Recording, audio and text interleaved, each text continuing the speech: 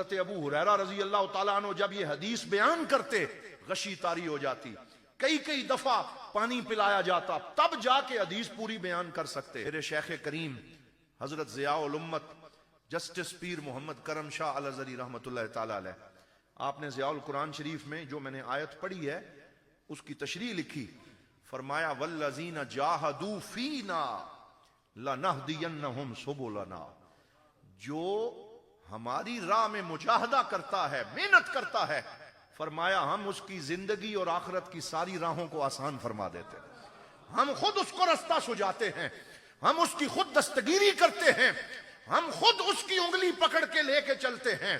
وَإِنَّ اللَّهَ لَمَعَ الْمُحْسِنِينَ، اور بے شک اللہ تعالیٰ احسان کرنے والوں کے ساتھ ہے، مخلصین کے ساتھ ہے۔ تو یہ حضور ضیاء الامت فرماتے تھے کہ یہ جو واللز، ہر آیت میں ایک جوہری لفظ ہوتا ہے، اگر اسے نہ سمجھیں تو پوری آیت سمجھ میں نہیں آتی۔ تو یہ جو آیت ہے اس میں جوہری لفظ کون سا ہے؟ تو آپ فرماتے تھے اس میں ایک ایسا لفظ ہے جس کے نیچے 100 لائنیں لگاؤ، جس کو انڈر لائن کرو، جس کے ارد گرد دائرے لگاؤ، جسے سمجھو، اور وہ ہے فینا۔ بولیے وہ کیا ہے؟ فینا۔ یعنی مجاہدے تو بڑے کرتے ہیں، تھکتے بھی ہیں، سفر بھی کرتے ہیں، اور راستے کی گرد کو بھی برداشت کرتے ہیں، زندگی میں محنت بڑے لوگ کرتے ہیں، لیکن اللہ نے صرف محنت کا نہیں فرمایا، فرمایا والذین جاہدوا فینا، صرف محنت نہ کرو، ہمارے چہرے کو راضی کرنے کے لیے محنت کرو، ہمیں راضی کرنے کے لیے، ہمارے جلوے کو پانے کے لیے اخلاص کے ساتھ محنت کرو۔ تمہارا مطمع نظر اپنا شہرت نہ ہو، تمہارا مطمع نظر مال نہ ہو، بلکہ تم محنت کرو تو صرف اپنے رب کی رضا کے لیے محنت کرو، لوجہ اللہ محنت کرو۔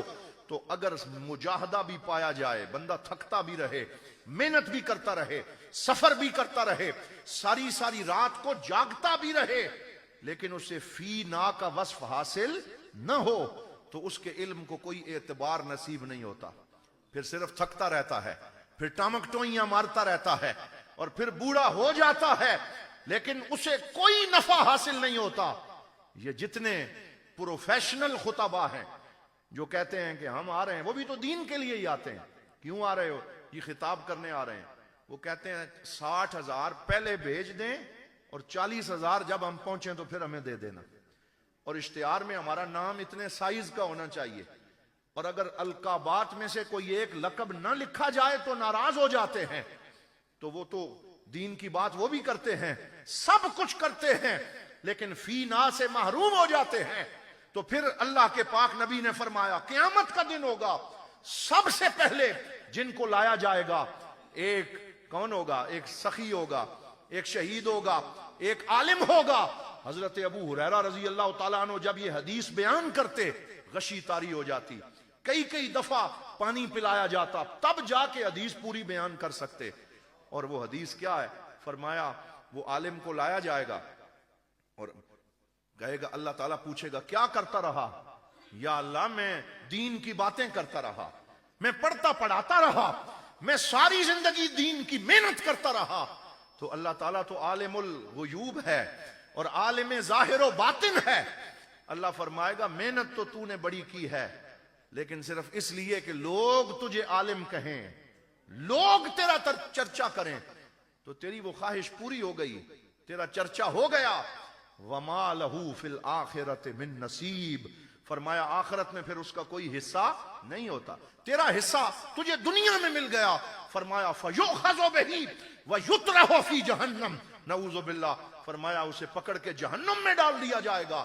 یہی حالت سخی کے ساتھ ہوگی، تو مال خرچ کرتا رہا کہ لوگ تجھے سخی کہیں، حتیٰ کہ شہید کو فرمایا جس نے خون بھی بہا دیا، تو اس لیے تو نے خون بہایا کہ تو لوگ کہیں کہ اس نے جان دے دی، بڑا دلیر تھا۔ تو شہید بھی ہو، عالم بھی ہو، سخی بھی ہو، اگر فی نا کے وصف سے معروم ہو جائے تو ساری زندگی رائے گاں چلی جاتی ہے۔